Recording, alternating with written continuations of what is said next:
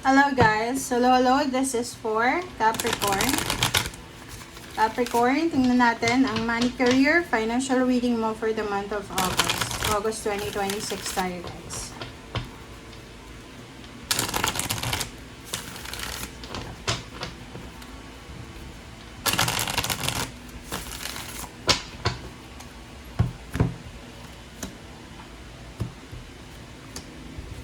Okay. Capricorn, base chakra and 7. This month of August, may mga pinaplano kayo na pagsisimula. Like, for example, gusto mong pumunta ng ibang bansa. Kung nasa Pilipinas ka pa, kung nasa ibang bansa ka na, plano mong lumipat, mag-cross country, or, alam mo, lumipat sa mas mayaman na bansa.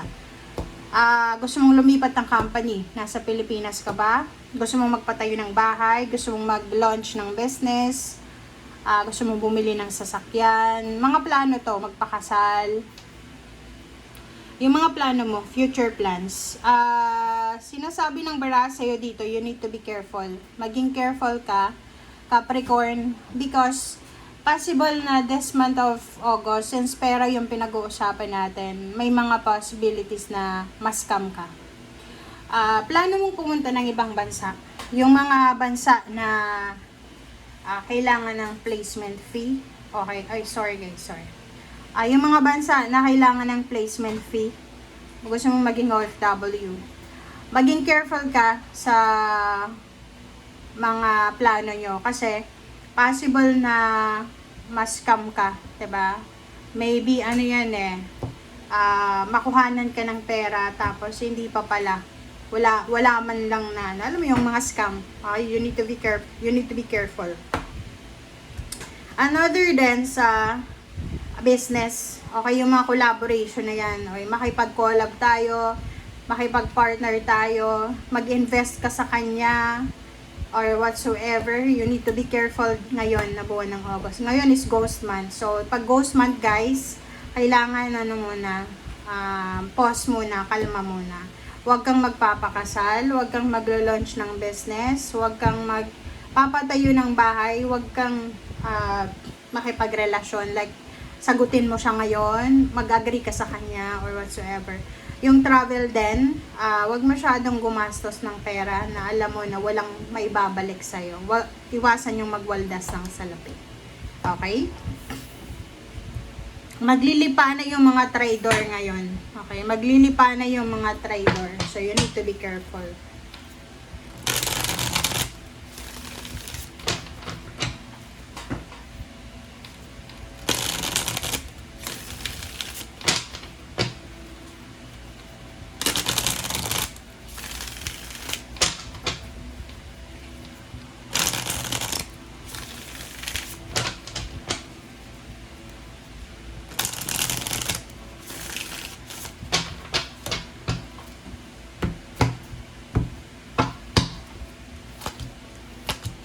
Alright, so 10 of swords and the tower. So, sinasabi ng bara sa'yo dito, Capricorn, na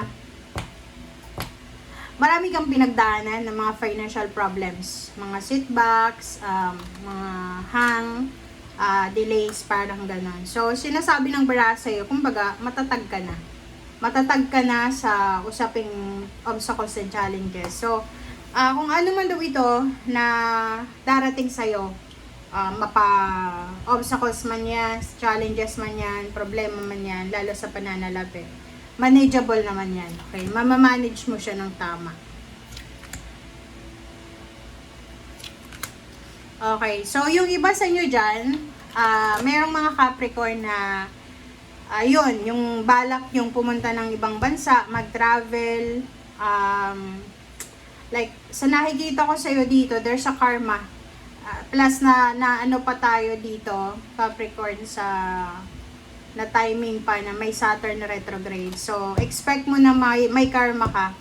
May karma ka, I don't know, kasi wala namang sinabi dito kung positive or negative. Pero kung sasabihin ko sa'yo, there's a negative, there's a positive karma. Kasi pwedeng may bumagsak na foundation sa buhay mo, or pwedeng pumirma ka ng kontrata, pwede kang magtrabaho sa ibang bansa, or pwedeng meron kang choice in options na makaalis sa kung ano man na sitwasyon na hindi maganda sa buhay mo. Yun. Mag-iingat ka lang.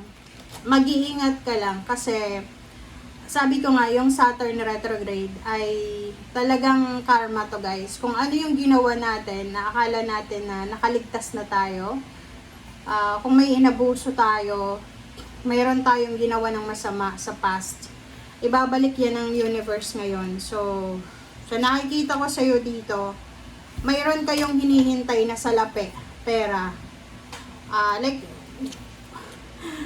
Okay, ganito yon. Siguro before, dati, may pera ka, may trabaho ka, financially stable ka, may kapamilya ka na humihingi sa'yo ng pera or tulong kasi may pera ka, alam niya. And siguro hindi mo siya pinagbigyan, okay? Kasi pwedeng utang, may gustong umutang sa'yo na kamag-anak, kapatid mo, pero hindi mo siya pinautang kasi iniisip mo hindi siya makakabayad kasi wala naman siyang source of income. Ibabalik yan sa'yo ng universe ngayon. Okay? So, sa nakikita ko sa'yo dito, isang tao na hindi naman konektado sa'yo, pwedeng balak mong umutang sa kanya, pwedeng bangko yan, or pabor, gusto mong humingi ng pabor,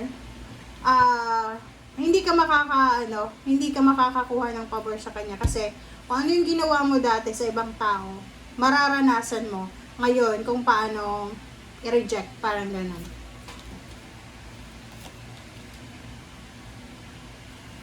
Sabi ng bara sa'yo, you need to be patient. Kung may hinihintay kayo, nag-aantay ba kayo ng promotion, contract signing, travel, wedding, nagpapatayo ka ng bahay, so wag masyadong mainip. Okay, wag masyadong mainip guys. Yung King of Wands dito, lalo sa trabaho natin, wag tayong maiinip ngayong August. Okay, kung halimbawa nakakaramdam kayo ng pagod, magpahinga, magbakasyon. Kasi pag nagdesisyon kayo, bigla-bigla kayong magre-resign, 'di ba? Isipin mo, mawawalan ka na ng sweldo, maghihirap ka pa, maghahanap ka ng trabaho ulit. So, ang sabi ng bara sa'yo dito, lahat daw ng mga pinaplano nyo, may rason kung bakit naiisip nyo yan. As a Capricorn, hindi ka mabubuhay ng walang pera. Yun ang realidad. Okay? Paki-comment sa comment section. Kaya yung Capricorn, sobrang workaholic niyan eh. Sa lahat ng mga zodiac sign, Capricorn yung talagang, yung iba hindi na nga umuwi ng bahay kasi nagtatrabaho sila. Sobrang workaholic nyo. So, sinasabi ng bara sa inyo dito na hindi kayo mabubuhay ng walang pera. Hindi kayo mabubuhay na mahirap. Kasi hindi yun yung forte nyo eh. 'Di ba? So, sinasabi ng bara sa'yo na gagawin mo yung lahat this month of August, kahit sinasabi na kailangan mo magpahinga, kailangan mong i-postpone, hindi mo yun gagawin kasi iisipin mo sayang yung oras. Okay? So, sa nakikita ko sa'yo dito, iwasan mo lang this month ang pagre-resign kasi pwedeng pagre-resign sa trabaho guys pag-alis sa trabaho, ganyan.